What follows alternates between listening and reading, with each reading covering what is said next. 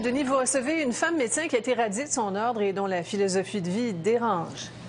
Oui, Sophie, elle refuse de payer de l'impôt et à cause de ça, elle s'est retrouvée en prison. Ce soir, elle va nous expliquer, puis elle explique dans un livre les raisons, ses motivations. Elle dit que le gouvernement, c'est une vaste fumisterie. Ils prennent de l'argent et ça s'en va dans la poche des banques. Elle va nous expliquer ça et elle va nous décrire comment ça s'est passé en prison. Merci. Attends.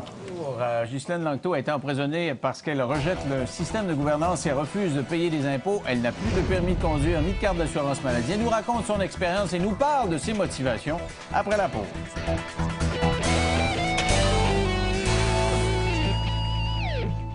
Ghislaine Langto a séjourné en prison parce qu'elle refuse de payer des impôts depuis des années. En fait, c'est tout le système de gouvernement qu'elle rejette. Elle n'a plus de permis de conduire ni de carte d'assurance maladie. Elle soutient que le système n'est pas fait pour les citoyens. Elle explique ça dans un livre. Ça s'appelle Madame Gis, Évasion en prison. Je l'ai reçu à quelques reprises et à chaque fois, j'ai eu beaucoup de réactions. Bonsoir à Madame Langto, Madame Gis. Madame Guy. Ah, Madame Guy. Ben oui, parce que avant c'était Guylaine. La citoyenne s'appelait Guylaine. Mais quand la citoyenne est morte, la laine est partie avec. Le mouton, la laine du mouton est partie. Là, vous faites appeler Madame Guy. Oui. Alors donc, vous avez fait de la prison. On va se remettre un peu dans le contexte. Vous avez refusé de payer vos impôts et ils sont allés chez vous, ils vous ont arrêté, ils vous ont mis en prison. Mais c'était quoi exactement les accusations? De quoi on vous accuse? L'accusation était simplement qu'il y avait eu un ordre de cour enjoignant à Langto-Guylaine, à la citoyenne Langto-Guylaine, de produire des rapports d'impôts. Et moi, je disais, bien, Langto-Guylaine, c'est pas moi. C'est une citoyenne qui vous appartient. Moi, je suis un être souverain avec un corps, une âme et un esprit. Alors, je leur dis ça depuis le début. Ah ouais, c'est ça, c'est votre argument. Vous vous dites, oui. je ne paie pas d'impôts parce que je ne reconnais pas votre façon de procéder et je me parce que je suis pas parce que je suis pas votre invention administrative voilà, à vous. Votre création administrative, voilà. Alors, donc, ils vous ont arrêté, vous avez fait quelques mois en prison et vous allez avoir un procès. Les quelques mois en prison, c'était pourquoi? Pourquoi vous avez été en prison? C'est qu'ils m'ont arrêté, ils m'ont emmené en cours, et puis là, ils m'ont dit, ben, on vous libère sous condition. Mais c'était Langto-Guylaine qui était accusé, puis il fallait que je signe pour libérer Langto-Guylaine. J'ai dit, ben, je ne peux pas. Sinon, je reniais qui j'étais. Alors, j'ai choisi aller en prison plutôt que renier mon identité véritable. Et vous dites que c'est un geste politique. Ce que je comprends de votre position, c'est vous dites... Guylaine Langto, c'est une invention administrative avec un numéro d'assurance sociale, carte d'assurance maladie, numéro de permis de conduire, j'ai tout ça, là. Tous les comptes de banque et tout le reste. Et moi, je refuse ça. Je suis pas ce citoyen-là. Je veux pas participer à votre système. C'est ça que vous dites? C'est au-delà de cela. Je ne suis pas une citoyenne. Vous considérez pas... Vous n'êtes pas dans la même gang que moi, vous, là. Ça dépend. Alors, c'est intéressant. Il y a la citoyenne qui veut dire, effectivement, l'entité légale plus l'être humain en chair et en os. Et vous trouvez que nos gouvernements nous traitent comme des numéros, c'est pour ça? Comme des animaux. Des animaux. Comme des animaux, avec un numéro, traités comme du bétail qu'on conduit à l'abattoir. On réalise pas, en fait, qu'on est des moutons. On se prend pour des moutons. On a peur. Hein? Et comme on a peur, on va chercher, on demande protection et sécurité auprès du gouvernement. Et le gouvernement, c'est le berger. Puis quelle est la fonction du berger? C'est de tondre les moutons jusqu'à ce qu'il n'y ait plus de laine et les conduire à l'abattoir. Mais qu'est-ce qui vous a fait un jour? C'est ça qui nous arrive. C'est important de voir ça. On a quelques minutes ensemble. On va essayer de comprendre votre démarche. Puis après ça, on parlera un peu de votre séjour en prison. Vous le décrivez en détail là-dedans. Qu'est-ce qui fait qu'un jour, vous êtes médecin? Donc, un médecin, c'est bien payé. Vous faites des bons salaires. Oui. Et un jour, vous dites au gouvernement, moi, je ne paie plus d'impôts. C'est fini, ça. Je suis pas votre citoyenne. Je suis une souveraine. Vous m'en prenez la moitié, là, puis je ne veux plus vous donner ma moitié de mon salaire. Qu'est-ce qui fait que c'est arrivé, ça? J'ai commencé, ça a été progressif. Ça a commencé par la prise de conscience du système médical, de mon métier. Et j'ai réalisé, avec le temps, que tout le système médical est contrôlé par l'argent et sert à faire de l'argent. Donc, il faut que les gens soient malades, puis de plus en plus malades. Le système médical est fait pour rendre le monde malade. quand j'ai vu ça, moi, j'ai dit, je peux pas. Et j'ai écrit La mafia médicale, où j'ai expliqué le système, comment il fonctionnait. Et j'ai quitté. J'ai quitté, puis là, ils m'ont fait un procès, parce qu'un médecin qui écrit ça, c'était pas bien. Et le procès, ils ont retiré mon droit de pratique. Mais moi, quand j'ai écrit le livre, je m'étais posé la question, il doit bien y avoir une solution. Si ce que j'ai appris à l'université, c'est de la maladie, c'est quoi la santé? Et j'ai réalisé que l'état de santé que manifeste mon corps est le reflet de l'état de conscience de qui je suis. Donc, il y a une espèce de... Je fais beaucoup d'entrevues avec des gens qui disent qu'on est un peu maître de notre santé, qu'on peut même se guérir en faisant de la méditation, des choses du genre. C'est un peu votre médecine alternative, comme ça? Ou Non, non? c'est au-delà de cela. La solution, moi, que j'avais proposée et qui est celle que j'ai mise en place en vigueur pour moi depuis, c'était ce que j'appelle la souveraineté individuelle. Souveraineté, ça veut dire, pas ce que les politiciens disent, ça n'a rien à voir avec la politique. Souveraineté veut dire l'autorité suprême. L'autorité suprême, on a toujours pensé qu'elle était en dehors. Or, elle est à l'intérieur. Et je suis maître de moi. Et tant que je suis séparée, que je pense que l'autorité est à l'extérieur, bien, je suis en conflit. D'où le conflit perpétuel entre l'autorité et l'obéissance. OK, mais concrètement, là, vos malades que vous avez soignés pendant des années, c'est eux qui se rendaient malades? Toujours. C'est moi qui me rends malade. OK, en prenant mal la vie, ils se prenaient malade. Ils se rendaient malades. Inconsciemment. Hein, c'est important, là. Mon corps est que la manifestation, c'est comme un miroir. Mon corps, c'est un miroir. Ce que je vois dans le miroir, par exemple, si je me regarde dans le miroir, puis je vois que j'ai une verrue sur le nez, c'est pas dans le miroir, la verrue, c'est sur mon nez. Alors, c'est pas en traitant le miroir que je vais arranger mon sort, c'est en enlevant la verrue sur mon nez. Bon, ben c'est la même chose. La maladie dans le corps, c'est le miroir, le reflet de mon état de conscience. L'état de conscience, ça veut dire mon éveil à qui je suis. Donc, quand quelqu'un est malade, c'est quelqu'un qui est bien angoissé, bien anxieux, nécessairement. Tu peux pas être bien dans ta peau, bien prendre la vie puis être malade. Plus je suis consciente de qui je suis et plus je vais vivre dans cet état de conscience, il n'y en aura plus de maladie. Est-ce que c'est ça ou c'est parce que quand vous receviez votre T4, vous étiez médecin, vous deviez faire un bon, à cette époque-là, 150 000 je sais pas quoi, puis vous en prenez la moitié. Hey, tabarouette, qu'est-ce que je pourrais faire avec la moitié? Qu'est-ce que je pourrais faire avec 75 000? Est-ce que c'est pas plus ça, non, plus sur le plancher plus que ça.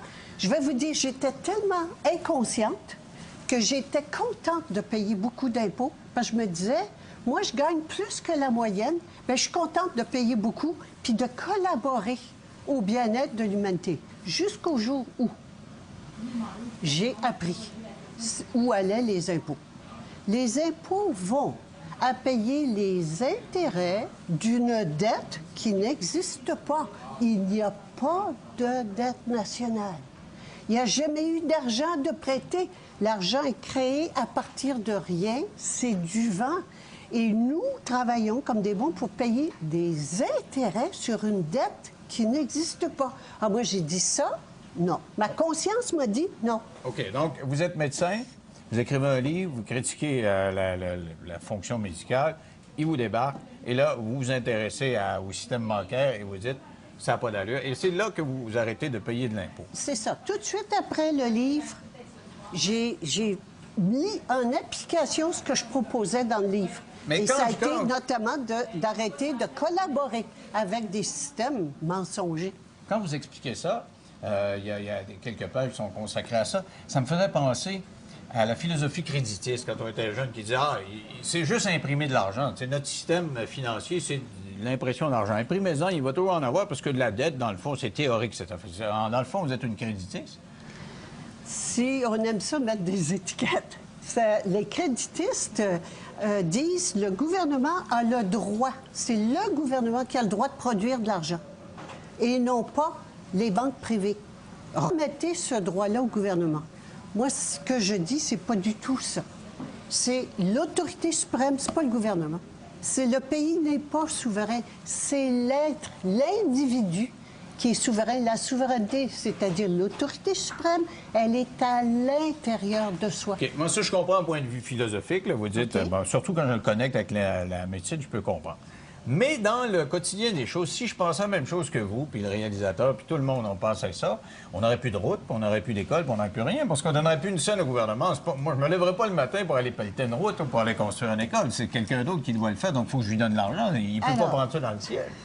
Qui est-ce qui déblaye les routes le matin à 4 heures? Est-ce le gouvernement?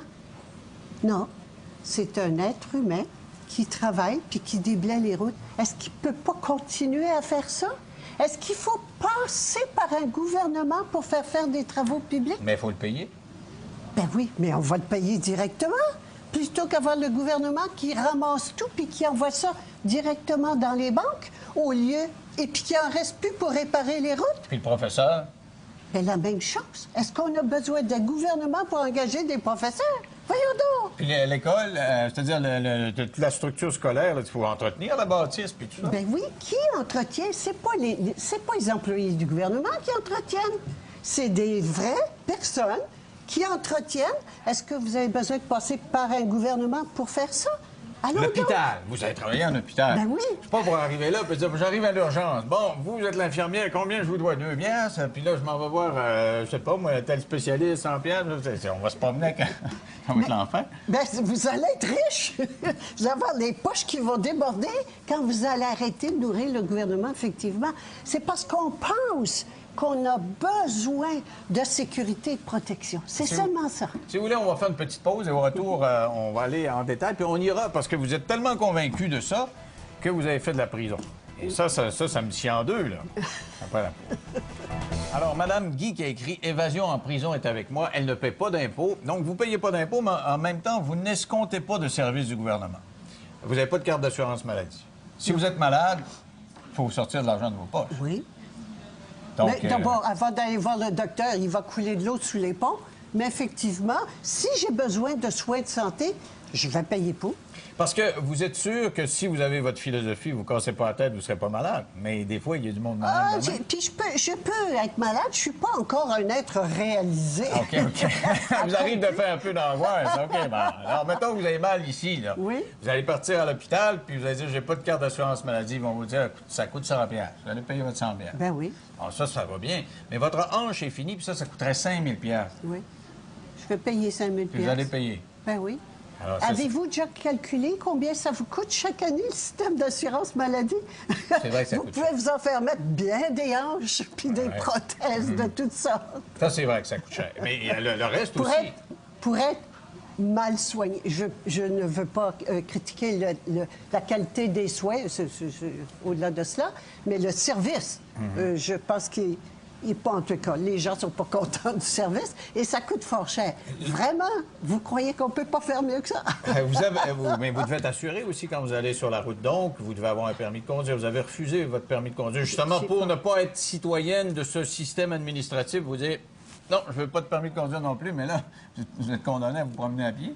Ah oui? Oui, je sais pas. Comment vous fonctionnez? Vous devez avoir des amis qui, eux, s'incorporent dans le système et ont un permis de conduire. Parce que sans ça, c'est loin, là, aller à Sherbrooke à pied. Là. Écoutez, moi, j'ai développé un système en 3 points pour conduire. Spécial, OK? D'abord, 1, je mets la clé dans le contact. 2, j'appuie sur l'accélérateur. Puis 3, je tourne le volant. Vous y allez quand même. Alors, on est tellement incapable de penser en être vrai, on est tellement mindé, si je peux me permettre l'expression, qu'on peut même plus penser conduire une voiture sans permis. Mais si le policier vous arrête, lui, il va dire, hey, votre philosophie, là, c'est 500 piastres d'amende. Parfait. Vous allez le payer? Je vais voir. Ouais. Mais pas pour le moment. Maintenant, c'est fini. Je suis complètement sortie de la citoyenneté. Alors, et je l'explique le processus dans le livre, complètement. Il faut sortir. Vous dites, là, je citoyen, refuse c'est un tout esclave. ce gouvernement-là. Donc, vous êtes anarchiste, dans le fond. Anarchiste veut dire, c'est intéressant, anarchiste veut dire zéro, sans pouvoir extérieur. Moi, c'est pas sans pouvoir extérieur, c'est avec pouvoir intérieur. C'est pas... Je me bats pas, moi. Je suis pas en guerre contre le pouvoir extérieur. Ils peuvent faire tout ce qu'ils veulent. J'ai pris conscience que le vrai pouvoir est à l'intérieur et j'obéis à celui-là. J'ai pas besoin de loi. Quand j'obéis à ce que ça me dit à l'intérieur, jamais ça va me dire d'aller tuer ou voler. Jamais mon âme elle va me dire de tuer ou de voler. J'ai pas besoin de loi. Puis je sais que l'autre personne, c'est moi. On fait un. livre, ça s'appelle Évasion en prison, votre séjour en prison. Mais d'abord, vous allez voir le juge et vous lui répondez ce que vous m'avez dit tantôt. Je ne suis pas une citoyenne, donc lui, il dit, OK, je vous envoie en prison. Mais avant de vous envoyer en prison, il dit, vous allez subir un examen psychiatrique. Puis ils ont dit quoi? Est-ce qu'ils ont dit que vous l'étiez capoté? Ou... Non, c'était un examen pour voir si j'étais apte à subir un procès. Et on s'était parlé à ce moment-là à l'hôpital, hein? Vous absolument. Étiez, et puis, ils ont décidé que j'étais apte. Alors, tout le monde est rassuré sur mon état mental. Et comment c'est? Et là, ensuite, ils m'ont ramené en cour. Et puis là, ils m'ont envoyé... comme j'ai refusé de signer pour quelqu'un qui n'était pas moi, j'ai tenu à respecter mon identité. Et là, le juge a dit, si vous ne signez pas, vous allez en prison. J'ai dit, je vais aller en prison, mais je ne renie pas mon identité. Donc, vous dites que c'est des raisons politiques, mais être prête à aller en prison pour pas payer d'impôts, faut vraiment pas vouloir en payer de l'impôt. Ça n'a rien à voir avec pas payer l'impôt. C'est pas une question d'argent. C'est une question d'identité. Qui suis-je? Mais je ne suis pas une esclave d'un maître extérieur qui s'appelle le gouvernement puis la Banque du Canada. Je n'appartiens pas à quelqu'un d'autre. Je m'appartiens. Je suis mon propre maître. Et pas en termes de pouvoir sur les autres, de pouvoir sur moi. Ça veut dire que... Oui. Et vous racontez comment ça se passe en prison. Comment vous avez trouvé ça, la prison? D'abord, la prison... Je vais vous dire, la prison, le mot qui me vient, c'est la vie quotidienne multipliée par 100. Donc, les peurs multipliées par 100, la cruauté multipliée par 100, le despotisme, l'abus de pouvoir multiplié par 100, l'insécurité, la peine, la souffrance. C'est la vie quotidienne, mais multipliée par 100. Alors, on ne peut pas passer à côté. Ça a été une grande expérience pour moi. D'ailleurs, ce qui est frappant, quand vous arrivez, tout de suite, ils vous mettent menottes et chaînes aux pieds. Ah, avant d'entrer en prison? Oui, c'est ça, mais quand vous arrivez tout de suite, en arrivant au palais de justice, oui, c'est extraordinaire. Qu'est-ce que ça fait d'être enchaîné comme ça? Ça fait... C'est bon pour l'âme, puis pas bon pour l'ego. Oui, parce que quelqu'un qui dit « je suis complètement souveraine et autonome, puis je veux rien savoir du gouvernement », puis qui s'enchaîne à cause de ça. Oui, et effectivement, je dois vous dire que l'ego, et c'est une des choses les plus difficiles, et les prisonnières aussi trouvaient ça extrêmement difficile, d'être enchaînées. C'est vraiment, on peut plus passer à côté de la conscience qu'on est des animaux et qu'on est traités comme des animaux. D'ailleurs, vous êtes prête à y retourner si jamais vous avez un procès le 20. Là. En principe, compte tenu de ce que vous avez déjà fait en prison, ça ne devrait pas, mais est-ce que vous êtes prête encore à y retourner, compte tenu de l'expérience que vous m'avez décrite? Écoutez, la prison, c'est pas fait du monde. Hein. C'est une des choses. Il fallait que je passe à travers pour le savoir.